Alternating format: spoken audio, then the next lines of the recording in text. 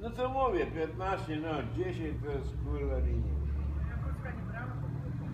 Ja nie brałem, bo nie mam kluczy gdzieś, kurwa, pogubiłem klucze, kurwa. A wózek, kurwa, spięty, zdjęty. No to wziąłem pod rękę. Idziemy na tory, nie? Tak, Lucinka, idziemy. Ale nie idziemy w tą stronę, tylko przez tory trzeba. Gdzie? No tu, idziemy. Tylko sama droga. Słuchaj, ja nie wiem, jak sobie poradzę z tym wszystkim. Ty masz towar swój, ja mam. Ale zobacz. Ciężkie masz?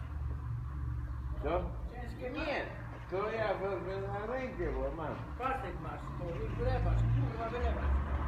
Ja wezmę tą zieloną, tylko koleżanka przyjdzie, to ja nie wiem. Ja to papier, bo nam... Lucinka. Tak? No to idźmy na to przyjdę. No. Tak. Tak? No to i dobra.